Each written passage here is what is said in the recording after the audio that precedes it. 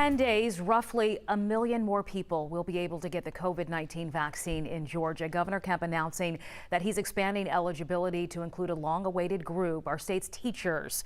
So starting March 8th, educators and staff K through 12, along with pre-K and daycare teachers and staff, can all get the vaccine.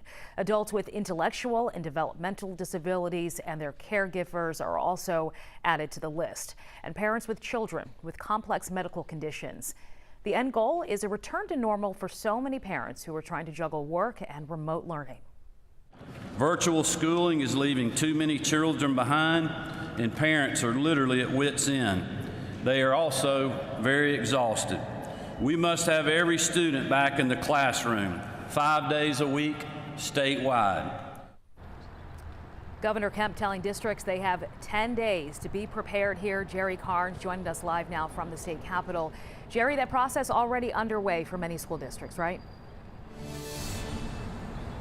It is indeed, Sheba. Even before yesterday's announcement, school administrators throughout Metro Atlanta were planning for the day they would deliver vaccines to their teachers. Districts have come up with a variety of ways to protect educators from COVID-19. Clayton County, for example, will team with the local Board of Health as well as the fire department to open a vaccine clinic. Forsyth County is teaming with a local mega church where they plan to have school nurses vaccinate teachers, and Fulton County will hold mass vaccination clinics at Mercedes-Benz Stadium. Then there's Douglas County, where School Superintendent Trent North says his district will team with Cobb County for a 2-day effort to vaccinate teachers. Once receiving the vaccine shot, that's going to eliminate the nervousness.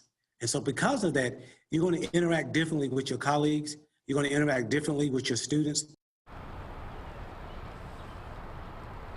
To see how the different districts throughout Metro Atlanta are planning to deliver vaccinations to teachers, you can go to our website, 11alive.com.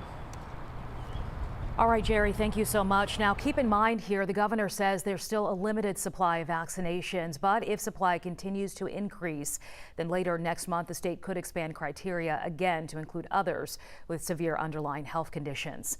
Now, right now on the 11 Alive app, you can find a breakdown of who is now eligible for the vaccine, plus more details on this next phase of the rollout. Happening today, the U.S. could soon have more ammunition in the fight against COVID-19. An FDA advisory panel is set to meet and review Johnson & Johnson's one-shot vaccine today and vote on whether to recommend it for emergency use authorization. And then the FDA and CDC will then meet to vote on whether it should be authorized. All of that could come by the weekend, with 4 million doses shipping almost immediately, again, if it's approved. And it is nearly 67% effective against moderate to severe cases of COVID for at least 2 weeks after the shot. It is less effective than the vaccines currently in use in the U.S.